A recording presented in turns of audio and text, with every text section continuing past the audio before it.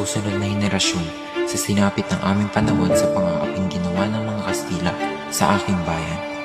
Ang aklat po ito ay naglalaman ng kanser ng lipunan. Ipinapahiwatig nito ang paninirang puri ng mga Kastila sa mga Pilipino.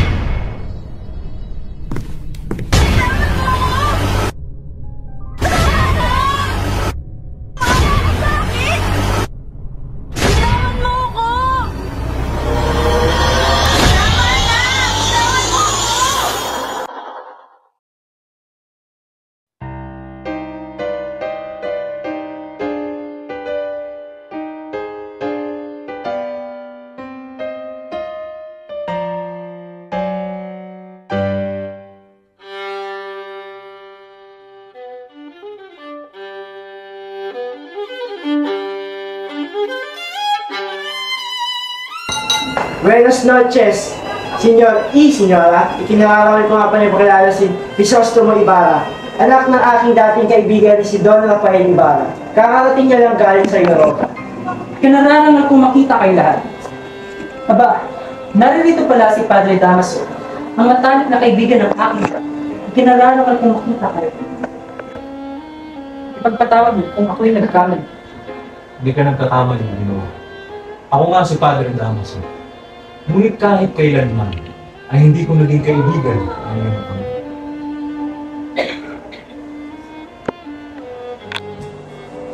Sosten, realmente, hija de Don Rafael Ibarra. Nakasama ko na at nakilala ko na ang inyong ama. Paumanhin sa kanyang nangyari. Nararapat na lamang siya kilalanin. Pagpaumanhin ko ninyo. Ginoo, maraming salamat sa iyong papuri sa aking ama. Dahil sa iyong sinabi, nabunutan ng tinik ang aking dibdib. Napawi ang aking pag-aalinlangan sa kanyang sinabi. Magandang gabi po sa inyong mga ginawa at bumibili. Nakahanda na po ang hapunan.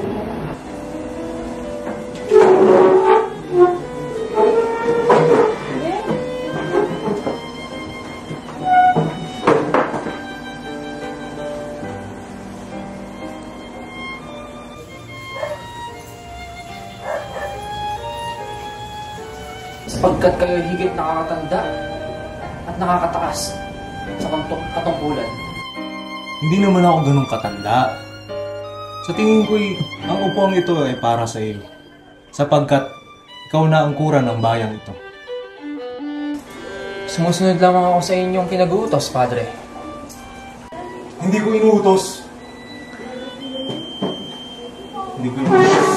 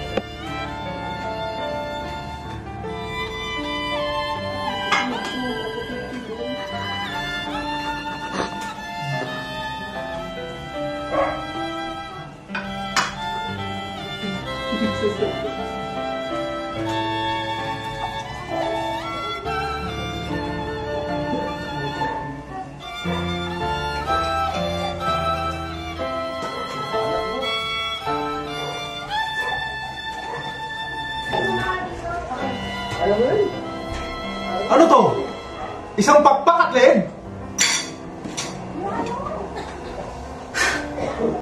Kapitan Tiago, dali na at saluhan ninyo kami. Dito ka na maupo sa upuan ko. Naku, huwag ka nang tumindig.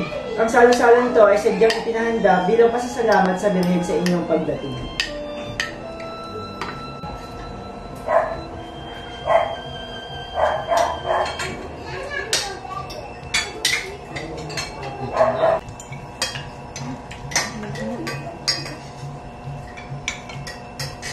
Don Crisostomo, ilang taon kayong nawala sa Pilipinas? Siguro po mga 7 taon. Hindi niyo ba nalilimutan ng Pilipinas? Matagal-tagal din ng 7 taon. Hindi mangyari yun. Ako marahil malimutan ang aking bayan, ngunit di ko kakalimutan ang aking lupang sinilangan. Ano ang ibig niyong sabihin? Mahigit 1 taon na akong hindi nakababalita sa Pilipinas. Ni hindi ko man alam kung paano at kailan namatay ang aking ama. Nasaan kayo nun at hindi man lang nagpadala ng telegrama? Nung kami ikasal, nagpadala ako ng telegrama sa Espanya. Hindi niyo ba natanggap iyon? Malamang ay nasa Alemanya po ako ng mga oras na yon at sa Polonia ng Rusya ng 2 taon. Kung gayon ay may nakilala na rin kayo doon? Wala po akong masyadong mga kakilala doon, sapagkat doon ay hindi ako nakapagsalita ng Kastila, maliban na lamang kung ako'y nasa harap ng mga ilang konsulado. Kung gayoy, paano kayo nakikipag-usap doon? Ginagamit ko ang wika ng aking bayan, ang wikang Pilipino. Marunong ba kayo magsalita ng Ingles? Nanirahan po ako sa Inglaterra ng 1 taon, at doon ay Ingles lamang ang ginagamit. Tila'y marami na kayong napuntahang bansa doon, Ibarra. Alin sa mga bansang iyong napuntahan ang labis mong naibigan? At ano ang pinakamahalagang nakita mo sa bansang ito? Bago ko puntahan ang isang lugar, ay pinag-aaralan muna ang kasaysayan nito, maging ang dahilan ng pag-unlad nito. At lagi kong napapansin ang kasaysayan ng isang bayan ay may kaugnayan sa kalayaan. Yan lang ba ang natutunan mo? Nag-aksaya ka lamang pala ng salapi sa iyong paglalakbay. Kahit bata, alam niyo ang sinasabi mo. Ipagpatawad yung lahat kung inaakala pa rin ni Padre Damaso na ako'y musmus pa rin katulad ng silang magsalo ng aking ama. Mga Ginoo at Binibini, hayaan niyo akong magpaalam na. Meron pa ang mga dapat kailangang pang gawin. Natapos na naman ang pinakamahalagang bahagi ng hapunan ito. Teka muna, huwag muna kayong umalis. Mga ilang oras na lamang ay parating na si Maria Clara. Pinasundo ko na siya kay Doña Isabel at parating na rin ang bagong kura. Babalik po ako rito bukas. Sadyang meron na akong kailangang dapat gawin, hindi dapat kailangang ipaglipat. Nakita niyo na? Hindi matanggap-tanggap na napagsalita ng isang kura. Wala man lamang din itong galang. Akala mo'y kung sino maasta. Ito ba ang bunga ng pag-aaral sa Europa? Kung ako masusunod, ay pagbabawalan ko ang pag-aaral ng mga batang Indio sa Europa. Sapagkat may mga masamang dulot lamang ito.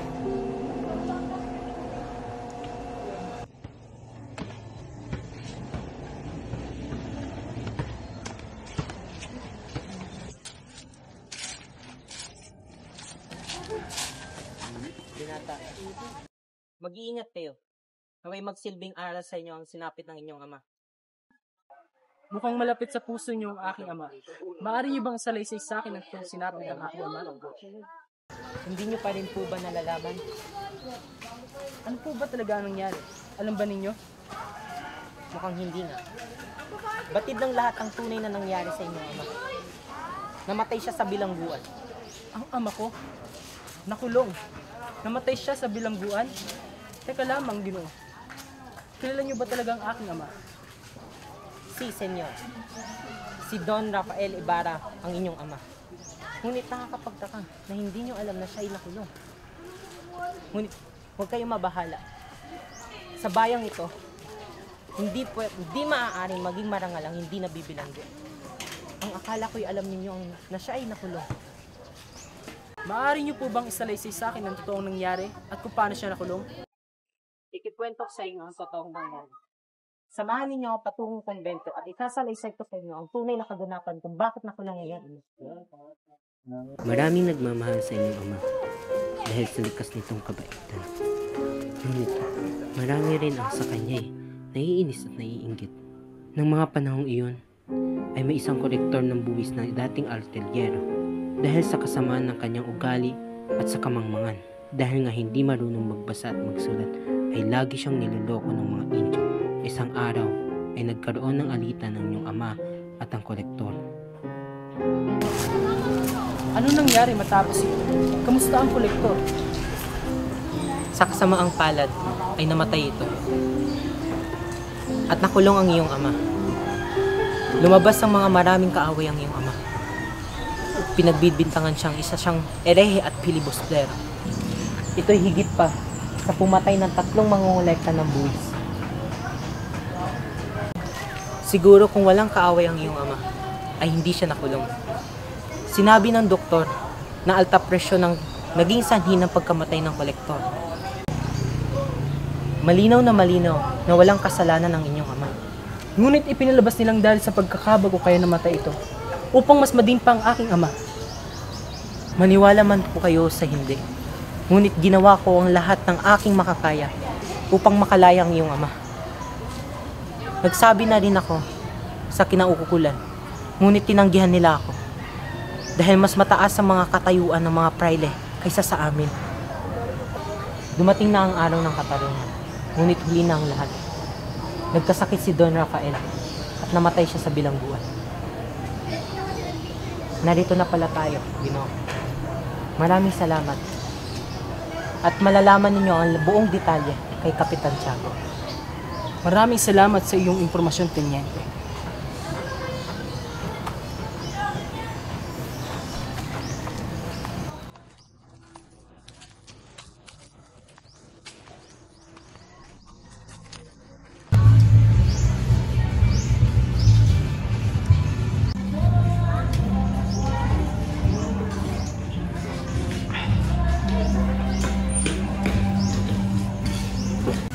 Maria, iha, ba't nag-iisa ka at tila malungkot? May problema ba? Wala naman po, iniisip lang. Baka gusto mong magbakasyon muna para naman makalanghap ka ng sariwang hangin. Saan mo ba gusto? Sa Malabon o sa San Diego? Pinsan, maaari ko ba muna makausap ang pamangkin ko? Diyan na pala ang kanina mo pang hinihintay, Maria. Oh, andito na pala si Don. Sige. Maiwan ko na muna kayo. Mamamalengke pa pala ako. Ako rin, may aasikasuhin lang din ako. Maiwan ko muna kayo.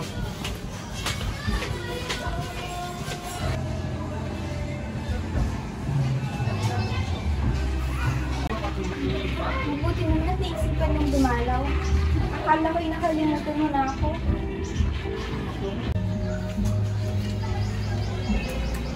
Hindi kita makalimutan, Maria. Ultimo sa aking panaginip, ikaw ang aking nakikita.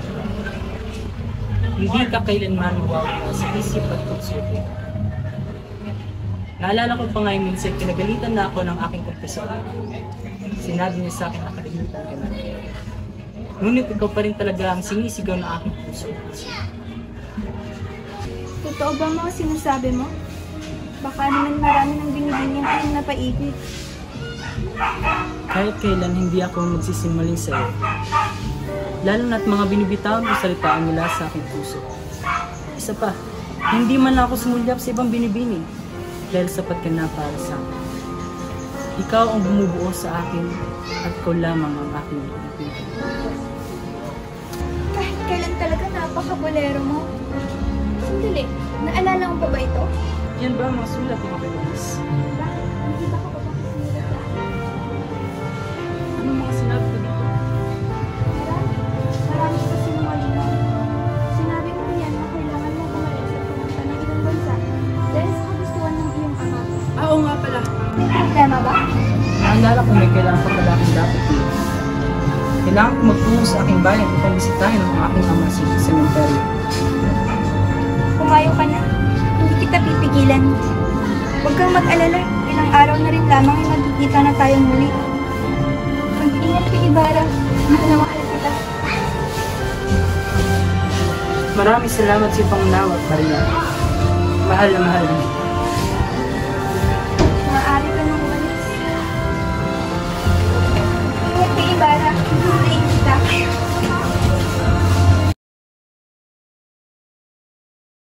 Pasensya na po at hindi ako masyadong nadalaw sa libing ng iyong ama. Sapagkat ako po ay nagkasakit bukod sa marami akong ginagawa. Sabi po ng Kapitan Tiago ay siya na ang magpapagawa ng netso. Tinanam ko po ng mga bulaklak at nilagyan ng malaking krus ang kanyang tuntod. Doon banda doon. Nasaan na? Alam ko naririto lamang ngayon. Sigurado ho ba kayo nandito ang labi ng aking ama? Sigurado po akong nandito mismo yun. Mas mabuti pang magtanong na lamang tayo doon. Magandang araw sa inyo, Ginoo. Magtatanong naman sana kung may napansin kayong libing na may palatandang itong malaking krus at nooy naka-libing bantad doon. Isang krus po ba na malaki na may nakauwit na dibo tatalian ng yanto at maraming napapalibutan ng maraming bulaklak. Oo, ayun nga. Maaari niyo bang kaming dalhin kung saan ang libing na yun? Yung krus ho ba? Ngunit isinunog ko na ho iyon. Sinunog? Bakit mo sinunog? Dahil yung po ang utos sa akin ng kurang malaki, na kurang namamalo na si Paring Karote. Kung gayoy, nasaan ang puntod ng aking ama? Siguro naman ay naalala mo kung saan siya nakalibing. Ngunit wala na ang bangkay diyan. Inukay ko na to at tinutos sa akin na kurang malaki na ilibing ito sa libingan ng mga ichik. Ngunit dahil malakas ang ulan, at ginawa mo naman? Huwag niyo po pagalitan. Hindi ko po nagawa iyon, kuya. Ikaw ay sawing palad! Naisip ko na lamang itapon ng bangkay sa ilog kaysa mapasama sa mga ichik. Ano ba yung galit? Parang awan niyo na. Sumusunod lamang ako sa utos.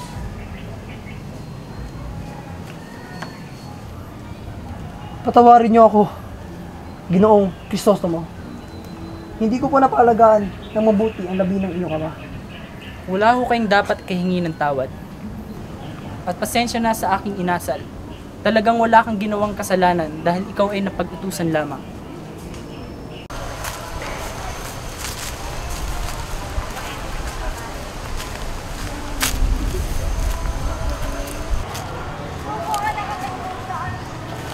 Ginoong Ibarra, anong ginawa mo sa bangkay ng aking ama?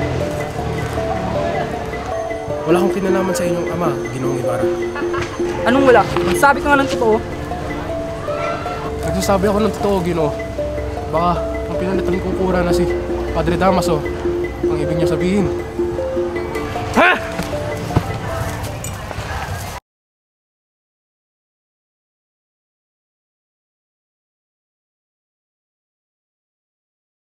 Patay mo ang lubid, Crispin! Kuya, hindi ko na kaya. Kaya mo yung Crispin. Kaya natin to. Kuya, ayoko na dito. Natatakot na ako. Tara, papahinga muna tayo, Crispin.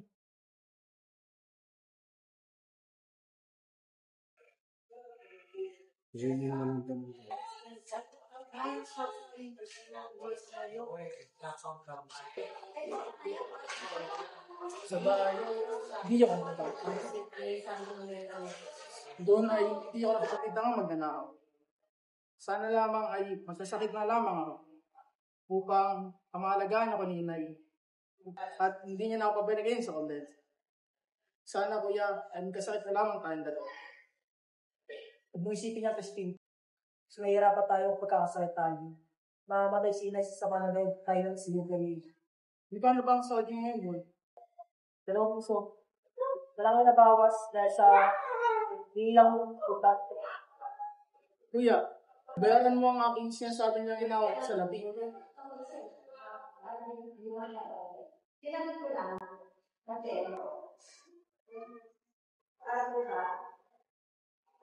Basilio,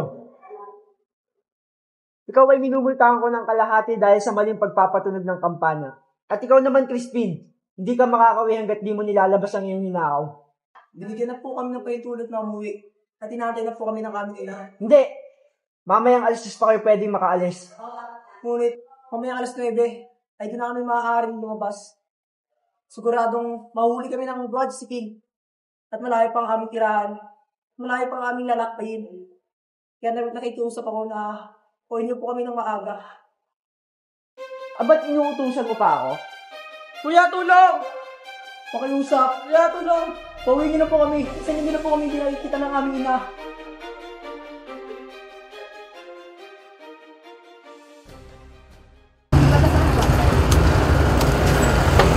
Nay! Nay! Ano nangyari?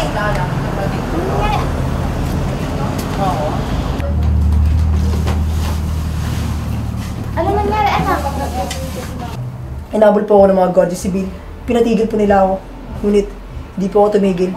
Dahil natatakot po ako na baka ako yung kanilang persahan. Kaya po ako tumakas at tadaplisan po ako. Halika't suriin natin ang iyong natamong sugat. Sa susunod na may makita kang Guardia Civil, lumis ka kagad na iyong daraanan. Nasaan nga pala ang kapatid mong si Crispin? Si Crispin po ay nasa konbento. Nasa kumbento? Bakit siya naiwan doon? Kinuha po siya ng mga sakristang mayor. Pinagbintangan po siyang magnanakaw. Sa katunayan, hindi pa rin po ako pinapawi ng mga sakristang mayor. Ngunit natakot po ako na abutan ng alas 10 ng gabi. Kaya ako ay tumakas. Mahabaging Diyos, iligtas niyo po ang aking anak na si Crispin. Ang mabait kong anak na si Crispin ay pinagbibintangan nilang magnanakaw. Kawawa naman ang gusto kong anak. Huwag po kayo mag-alala, Inay.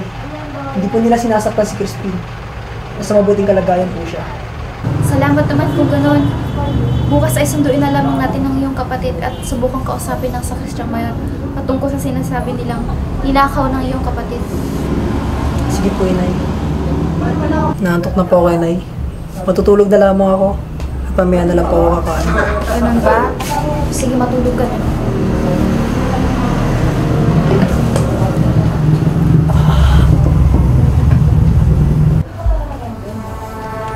Basilio? Huwag! Ayos ka lang ba, anak? Ayos ka lang ba? Napagod lamang po ata ako siguro, Inay. Kaya po ako nagkaroon ng masamang paniginip. Sigurado ka bang ayos ka lang, anak? Opo, matulog na lang po ulit ako. O sige, matulog ka na lang ulit.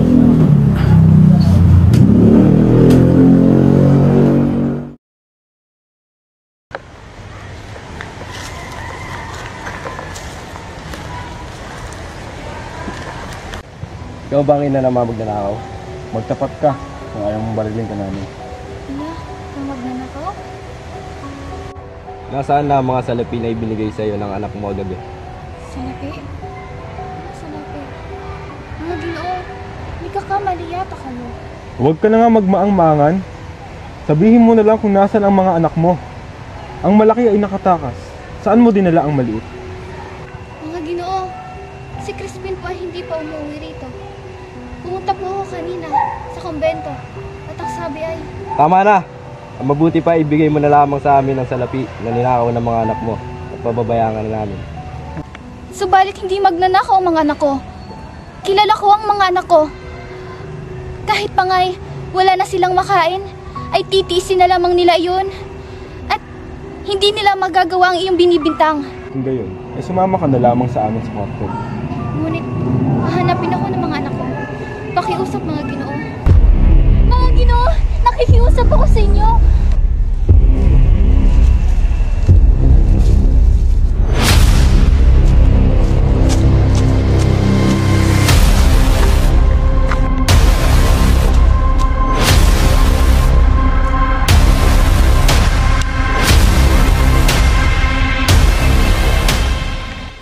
Damit ni Basilio? May dugo? Anak ko! Basilio!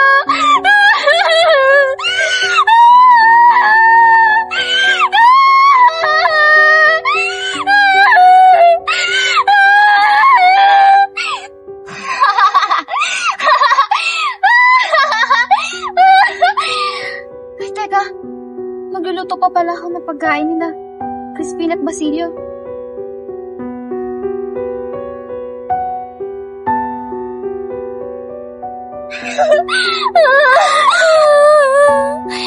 May dugo ang damit ni Basilio.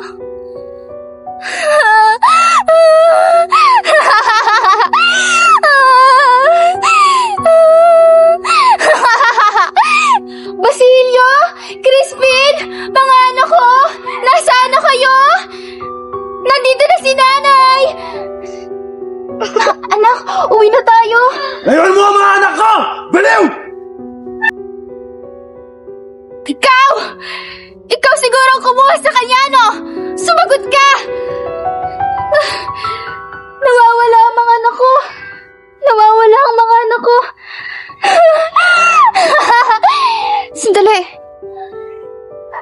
na pala umuwi. Hinahanap siguro ako ng mga yun.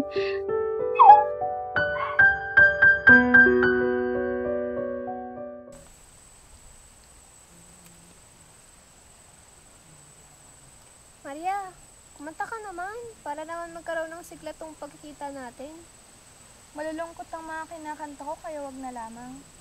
Ayos lang, kahit malungkot para lang magkaroon ng ingay tahin kasi natin eh. Kaya nga, sige na, pumayag ka na.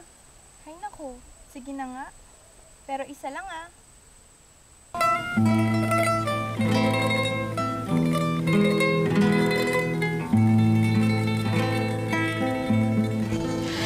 Kay tamis mabuhay sa sariling bayan, magiliw ang lahat sa halik ng araw. Ang hanging may samyo, nagbibigay buhay. May buhaya sa lawa! Huwag kayong mag-alala, ang binatang yan ay sanay manghuli ng buhaya.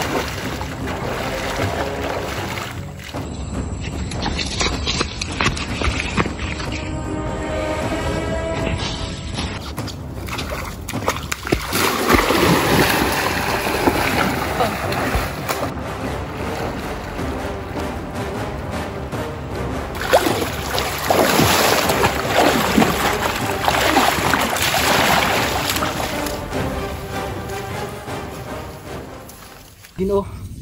Ginoo. Salamat sa'yo, Ginoo.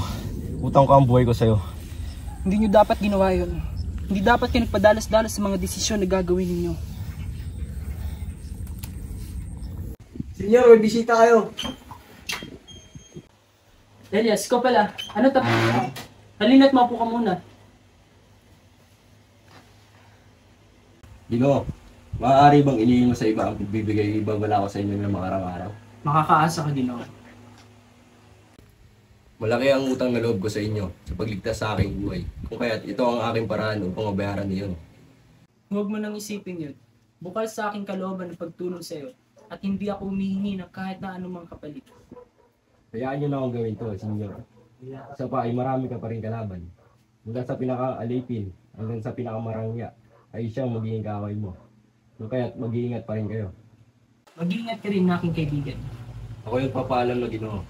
Kung sakaling kakailanganin mo, ako'y babalik upang paunlakan ka ng tulong. Sandali lamang.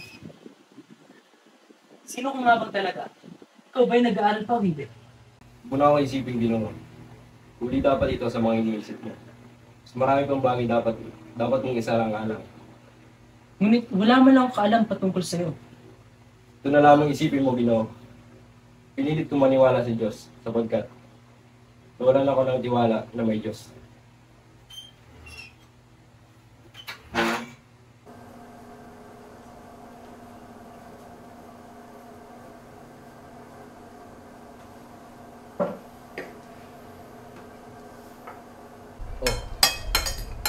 Ano nga pala ang pinag-uusapan ninyo nung ako'y hindi pa nadating?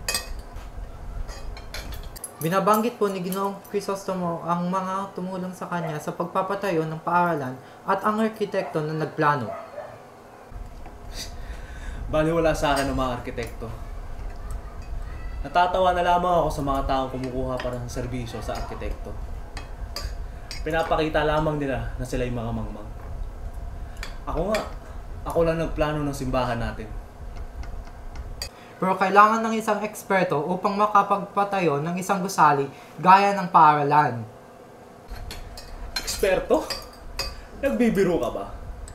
Ang paaralan ay binubuo lamang ng 4 na pader at isang bubong na gawa sa sawali. Napakadali, di ba? Tapos kailangan pa ng isang dalubhasa. Nagpapatawa ka talaga ata, Ginoo.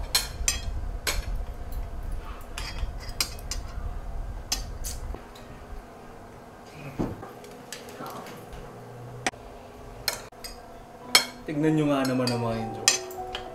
Kapag natutulan ng konti, masyado na nagiging papaya at mayabang. silang lahat ay hindi nararapat na mabuhay sa mundo ito. Kaya naman, ang mga magulang ay pinaparusahan. Nangamatay sa piitan. Hindi mo ang sinabi ko! Bakit? Totoo naman sinabi ko ah.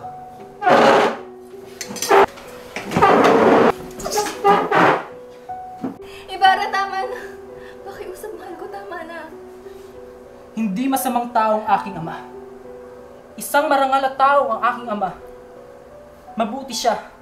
Ang nais lamang niya ay mapabuti ang kanyang bayan. Gusto mo, huwag mong gawin ito.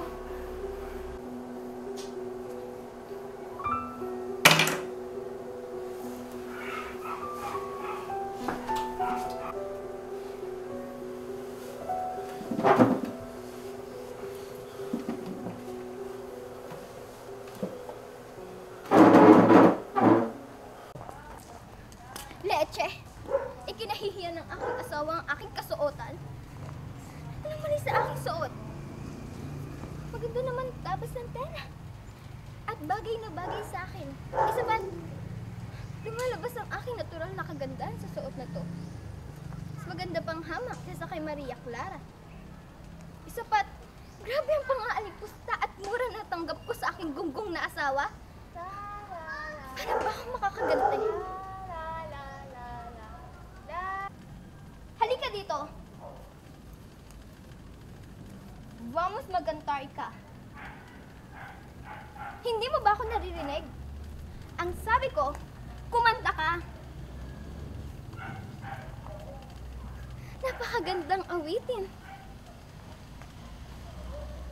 Baila, baila! Baila, baila! Hindi mo ba ako naririnig? Ang sabi ko, sumayaw ka! Sumayaw ka! Hindi mo lang ba ako babatiin ng magandang araw, mahal ko? Martha! Martha! Bihisan mo ang babaeng ito. Pakainin siya at gamutin ng mga sugat. Huwag niyong papabayaan na masugatan siya muli. At bukas na bukas din ay ihatid niyo siya kay Ginoong Crisostomo Ibarra. Konsolasyon, mag-usap tayo. Ano na naman ba? Ano na naman ba ang ginawa ko sa'yo? Doon na lamang tayo sa loob mag-usap. Nakakasuka talaga ang mga tao dito. Amoy mahirap. Ako ba ang pinasasaring gano'n? Paano mo na nasabi na para sa'yo ang mga binitawan kong salita? Alam ko naman kasi na isa kang hamak na labandera lang dati. O sige, pero kamusta naman kaya yung buhok mong may bang at ang asawa mo lampa at pilay-pilay? Abat, sinusubukan mo talaga ako, ha? Ikaw, hindi mo ba ako nakikilala? Hindi mo ba alam na ako ay taga Maynila? Alam mo bang hindi nakakapasok sa aking tahanan ng isang alperet dahil hanggang pintuan lamang sila? Ah, talaga? Hanggang pintuan lamang sila? Pero pwedeng pumasok ang mga mapagbalat. Kayo! Katulad na lamang ng asawa mong mapagpanggap. Talagang! Magtigil kayong dalawa! Mas mabuti pang umuwi na tayo. Pasensya na rin sa nangyari. Mauna na kami.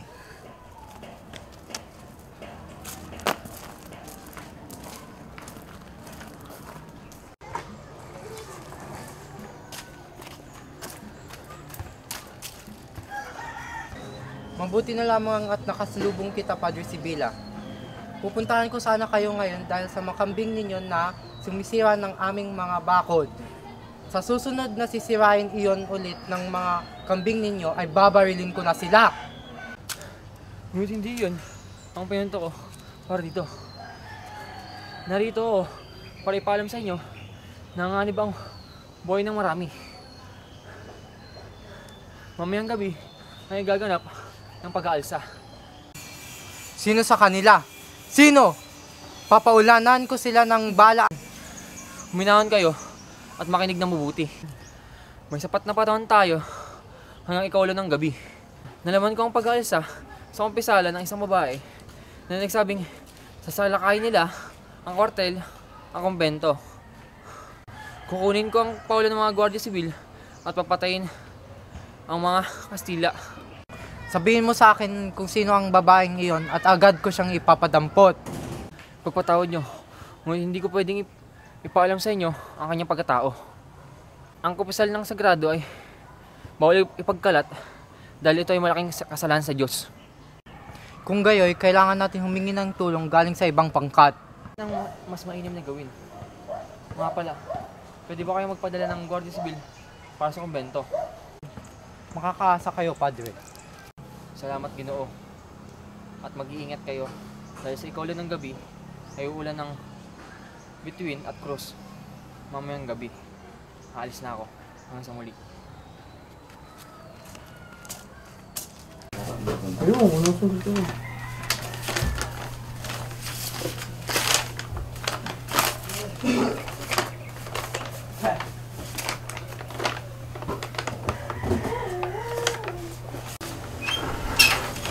Elias, ko pala yan.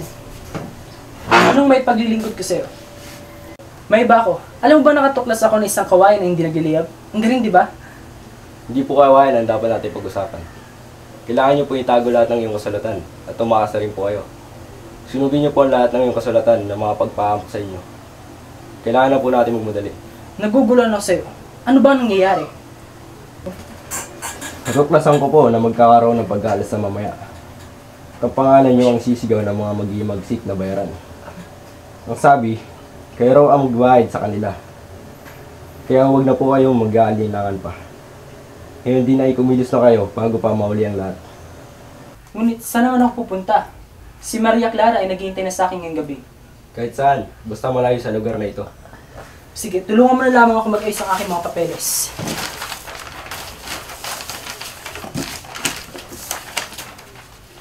Ginoo, kilala niyo ba si Ginoong Pedro Ibarra Mendia? Oo. Nuno ko siya sa tuhod. Lolo siya ng aking ama. Pinaikli lamang namin ang aming apelyido dahil masyadong mahaba ito. Kung kaya't ang totoo kong apelyido ay Ibarra Mendia at hindi Ibarra. Alam mo bang siya ang dahilan ng pagkamatay ng aking buong angkan?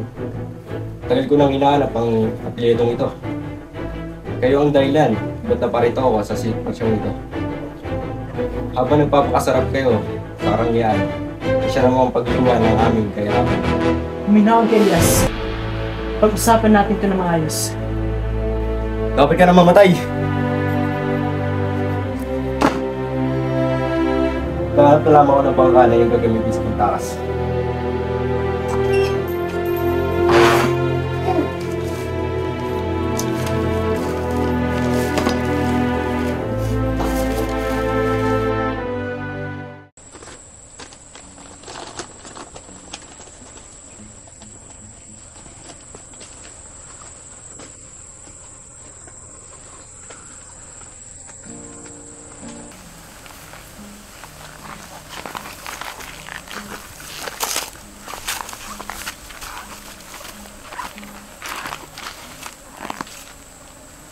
Makinig kayo na mabuti sa akin, Ginoo. Ito ang aking plano. Dadaling ko ay sa bahay ng isa sa mga kaibigan ko sa Mandaluyong. Pagkatapos nito, dadaling ko sa inyo ang inyong salapi na aking tinago. Maaari ninyo itong gamitin para mga ibang bansa. Mangingibang bansa? Makapamuhay kayo sa ibang bansa ng tahimik at walang gulo. Marami kayong salapi. At isa pa sa Espanya ay marami rin kayong kaibigan. Maaari, kayo matutulungan ng inyong mga kaibigan upang malinis ang pangalan ninyo. Mas mabuti pa ang ibang lupain kaysa sa sarili nating bayan. Elias, 2 ulit mo nang niligtas ang aking buhay sa kabila ng kasawian ng iyong angkan sa aking angkan. Karapat dapat lamang na isauli ko sa inyo ang iyong kayamanan. Sumama ka sa akin sa ibang bansa at doon na manirahan. Maturingan tayong magkapatid. Pareho lamang tayong sawimpalad sa sarili nating bayan. Pagpatawan ninyo, Ginoo, ngunit hindi ako makasama sa inyo. Hindi ako magiging maligaya sa ibang lupain. Dito ko nais magtiis at mawalan ng buhay. Pero bakit mo pa ako pinayuhan ng mga ibang bansa? Sa ibang bansa ay hindi kayo makadanas ng hirap. maaari kayo magtagumpay doon. Kung daranasin ninyo ang hirap dito, ay baka dumating ang panahon ng kakasuklaman ninyo ang iyong bayan. Hindi totoo yan. Hindi ko magagawang itakwil ang sarili kong bayan. Wala akong ibang iniisip kundi ang makakabuti rito. Go. Malamang, yan ang sinasabi sapagkat hindi nyo pa nadaranas ang paghirap dito. Naniniwala ko na iniibig ninyo ang inyong bayan, sapagkat iyon ang intinuro ng inyong ama sa inyo. Ngunit sa panahon na makaranas kayo ng gutom, paghihirap at pag-uusig, baka kalimutan na ninyo ang inyong sariling bayan. Patawarin ninyo ako sa mga masasakit na salita na sabi ko, pero minumulat ko lamang kayo sa katotohanan. Minsan ay may lumapit sa inyo na isang kapuspalad, ngunit hindi ninyo siya pinakinggan, bagkus ay pinakinggan ninyo ang kanyang mga kaaway. At ngayon ay tinutugis na nila kayo at tinuturing na kaaway. May katwiran ka. Inaamin ko na ako'y nagkamali. Umayon lamang ako sa takbo ng mundo. Ngayon ay malinaw na ang lahat sa akin. May kanser ang ating lipunan na kailangan nating gamutin at sugpuin. Ako na nagtatanggol sa sarili kong bayan ay isa na ngayong pilibustero. 300 taon silang nagpasasa sa atin habang tayo ay naging sunod-sunuran lamang. Ngayon ay halos nawawalan na tayo ng pag-asa. Unti-unti na tayong nawawalan ng paniniwala sa Diyos. Wala lang natitira sa atin, kundi ang ating lakas at karapatan. Dino, magtago muna.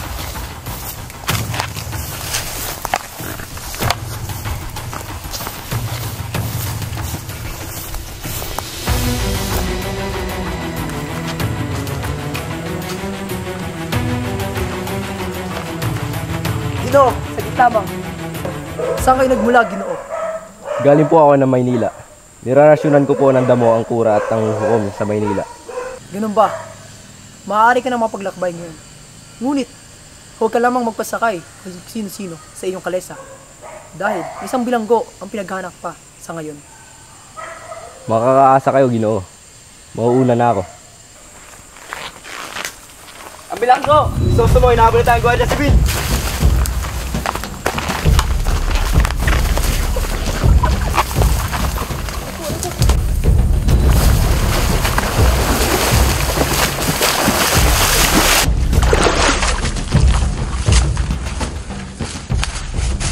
Huwag na tayong tumakas. Lumaban na lamang tayo.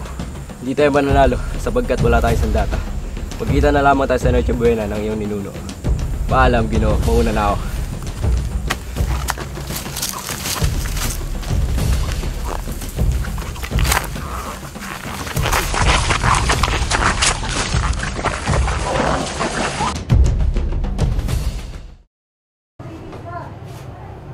Maria, Iya. Nais kong mawalan ng bisa ang kasunduang pagpapakasal ko kay Linares.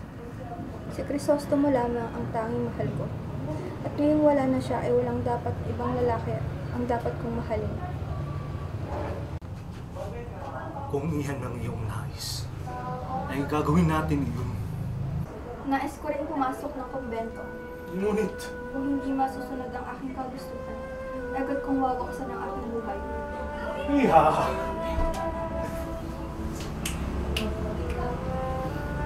Kumbento, kamatayan lamang iyong mamimilian para.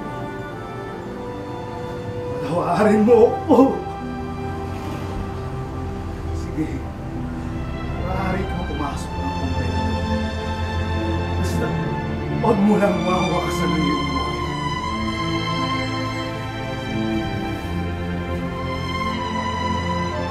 O Diyos ko, ngayon ang ikaw ay magpaparusa. Huwag mo naman idamay ang aking anak. Ako na lang ang patawad mo ng parusa. Huwag ang mahal kong anak. May kausap ako.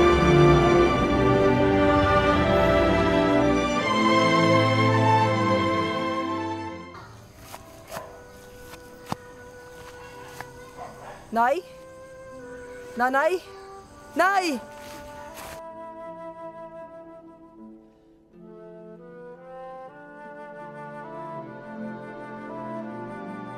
Sino ka? Hindi ka ang anak ko. Nasa kumbento ang mga anak ko. Baka nakauwi na ang mga yun. Sigurado kong pagod yung mga yun. Paglulutuan ko na lang sila ng makakain nila. Nay, hindi niyo po ba ako naalala? Ako po si Basilio. Basilio, anak ko.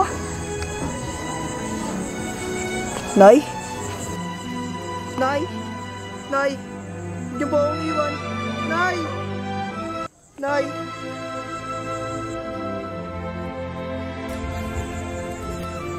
Ano ang babaeng yan? Siya po ang aking ina. Makinig ka mabuti sa akin.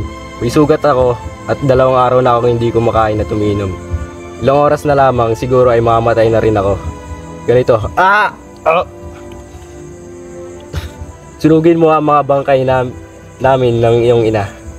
Kung walang darating na sino man, ay hukayin mo ang mga ginto na binaon ko. Ariin mong iyon at gamitin mo sa pag-aaral. Kayong makakasaksi nito. Batiin niyo sila at huwag niyong kakalimutan kami mga namatay at nagtanggol sa inang bayan.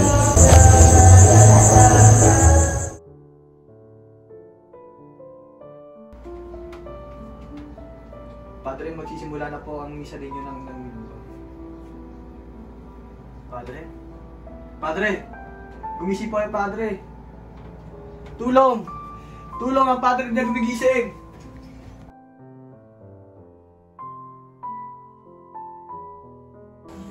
Isabel, mas makakabuti siguro kung uuwi ka muna na malamang.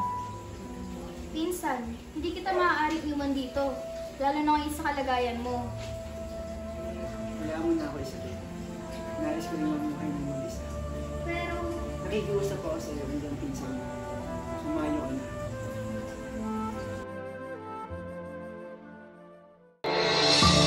Inang bayan, matatanaw din natin ang liwanag.